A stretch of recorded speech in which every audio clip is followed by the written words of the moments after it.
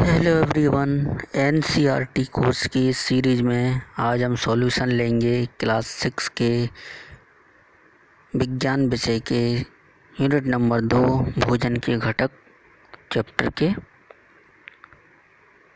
तो चलिए शुरुआत करते हैं। सबसे पहले तो जो चैप्टर आपने पढ़ा होगा उसका पूरा सारांश लेंगे कि आपने उसमें मेन मुख्य बातें क्या पढ़ी, उसके बाद उसके प्रश्नों के उत्तर।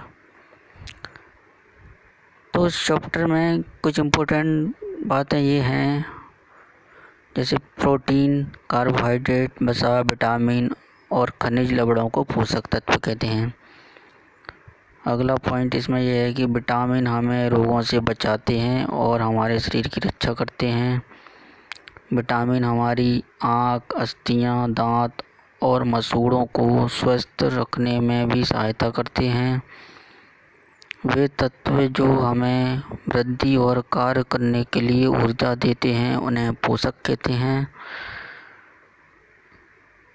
प्रोटीन शरीर के वृद्धि करने में मदद करते हैं और घायल ऊतकों को मरम्मत का कार्य करते हैं।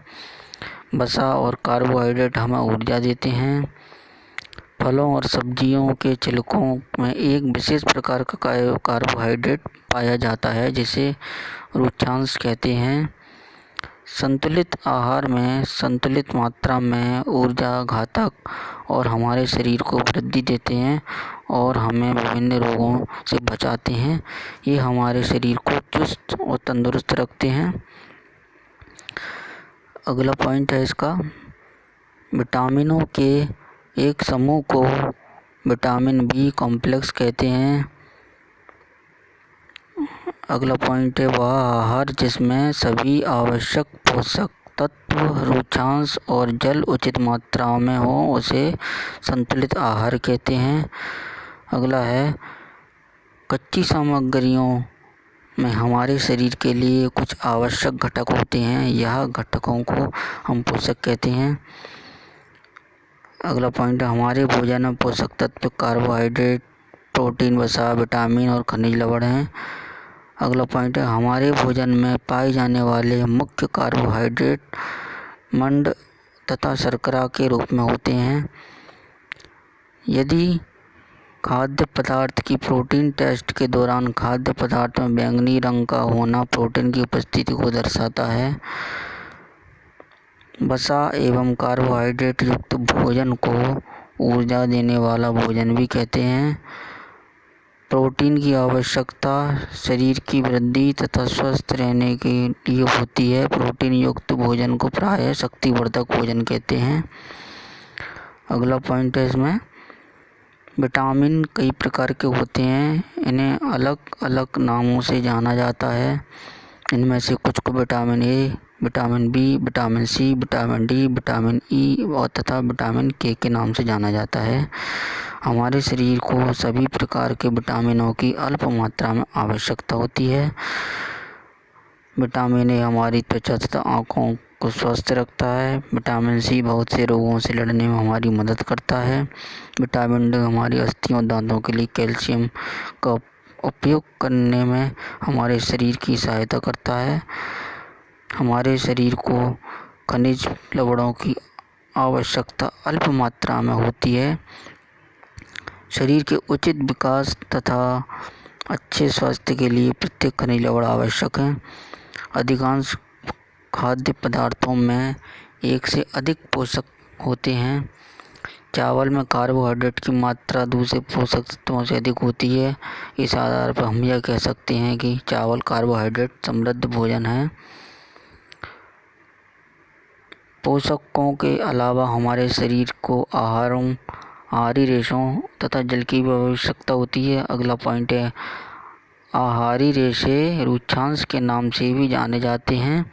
हमारे खाने में रुक्षांश की पूर्ति मुख्यतः पादप उत्पादों में होती है।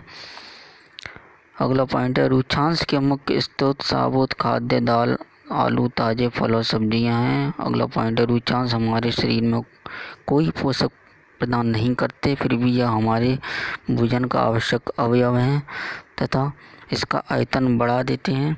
रुक्षांश बिना पचे भोजन को बाहर निकालने में हमारे शरीर की सहायता करता है। तो ये तो थे इस पूरे चैप्टर के कुछ इम्पोर्टेंट तथ्य। कुछ और भी हैं। यह जल भोजन में उपस्थित पोषकों को अवशोषित करने में हमारे शरीर की सहायता करता है। यह कुछ अपशिष्ट पदार्थों जैसे मूत्र तथा पसीने को शरीर से बाहर निकालने में सहायता करता है। तो चलिए प्रश्नों की शुरुआत करते हैं। पहला प्रश्न है इसका, हमारे भोजन के मुख्य पोषक तत्वों के नाम लिखिए।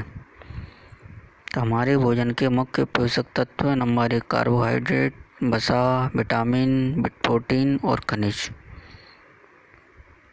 अगला इसका प्रश्न है, निम्नलिखित के नाम लिखिए। एक नंबर 1 पोषक जो मुख्य रूप से हमारे शरीर को ऊर्जा देते हैं, वो है कार्बोहाइड्रेट और वसा। दूसरा इसका प्रश्न है, पोषक जो हमारे शरीर की वृद्धि और अनुरक्षण के लिए आवश्यक हैं, वो है प्रोटीन। अगला प्रश्न है, वह विटामिन जो हमारी अच्छी दृष्टि के लिए आवश्यक है, विटामिन ए। और अगला है इसका, वह खनिज जो अस्थियों के लिए आवश्यक है, कैल्शियम। अगला प्रश्न है, दो ऐसे खाद्य पदार्थों के नाम लिखिए जिनमें निम्न पोषक प्रचुर मात्रा में उपलब्ध होते हैं।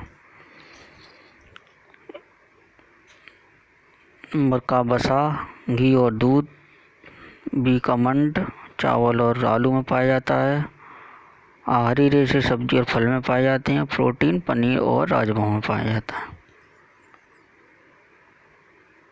अब इसके सही और गलत के आंसर लगाने हैं।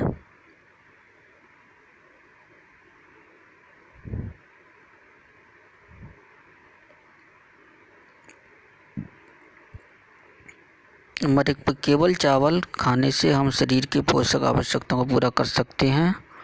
इसका उत्तर है नहीं। दूसरा है, संतुलित आहार खाकर अभाज्य रोगों की रोकथाम की जा सकती है।